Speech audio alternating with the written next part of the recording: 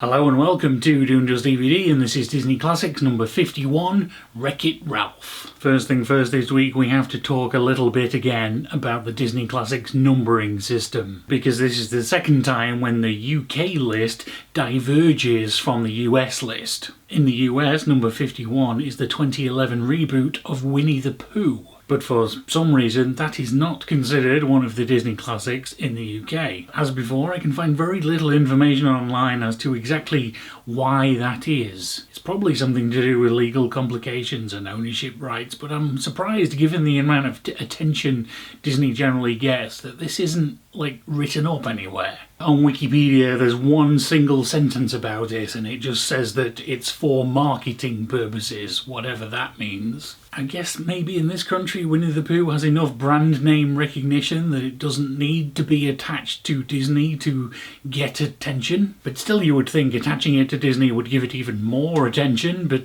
who knows? For whatever reason, they decided that Winnie the Pooh's not a Disney classic in the UK, so number 51 here is Wreck-It Ralph. And after quite a long streak of ones I hadn't actually seen before, this one is one I have seen before, although only the once. But still, I remember enjoying this one immensely, and I hope it still holds up. I'm a big player of video games, so I appreciate all the sort of references and hidden details. And then on top of that, you've got a fun story with cool characters. Although I remember particularly enjoying Sergeant Calhoun and Vanellope more than I did Ralph himself. But I also remember the distinct feeling that this one doesn't really feel like a Disney film. At least not the stereotypical Disney classic. Too many modern references, not a fairy tale, no music, and things like that. Even though there are, of course, obviously many prior examples like the Black Cauldron or Atlantis or the Treasure Planet or upcoming Big Hero 6. So it's not alone in its differences, but it's definitely in the minority. But yeah, I really enjoyed this the first time round. I'm looking forward to revisiting it and maybe sort of discovering more about it.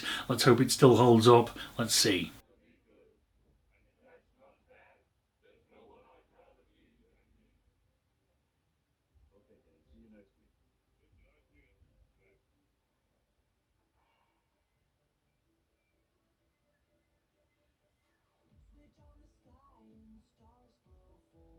Yep, that's still good, but it's definitely kind of interesting watching it for a second time with a bit of a more critical eye and not just letting the emotional impact wash over you. Like the sort of Toy Story style concept where these video game characters all have a life of their own behind the scenes is really cool, but also doesn't really stand up for very long if you start to try and apply any logic to that. There's a large element there where you kind of just have to take it as it is without thinking about it too much, otherwise that can start to just ruin the fun parts. But thankfully the fun parts are fun enough that they can distract you from all of that. I also find myself kind of surprised about how many kind of similarities there are with the Lego movie here, even though this one did come 2 years earlier, and the lengths of productions on these things mean that any similarity is likely complete coincidence. But when it's set across multiple different worlds with very different looks and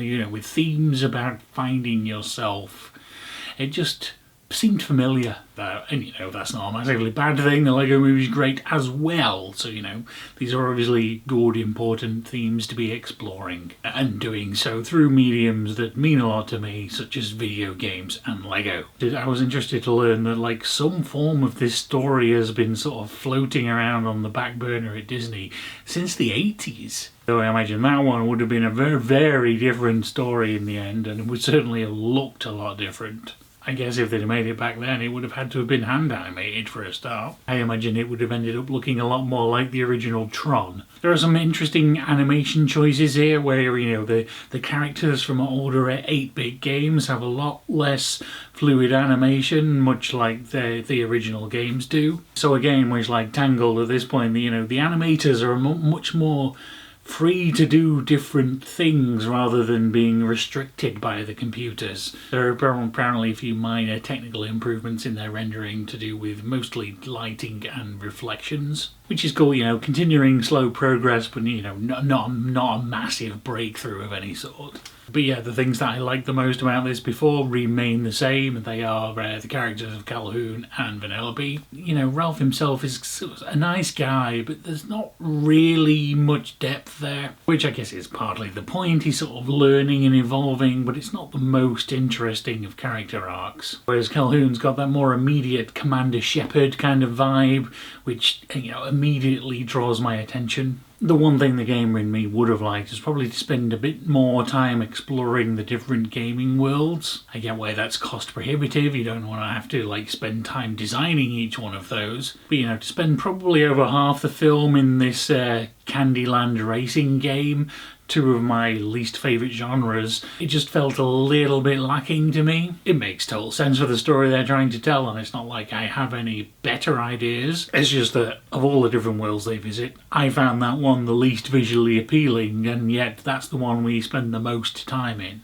But yeah, despite a few flaws, it's still one of my favourite Disneys, even if it's one of the Disneys that really feels more like a Pixar. But again, as we've mentioned, the line between those two at this point is basically non-existent. What are your thoughts on Wreck-It Ralph? Tell me about those in the comments down below. Thank you very much for watching, and I will see you again next week with Frozen.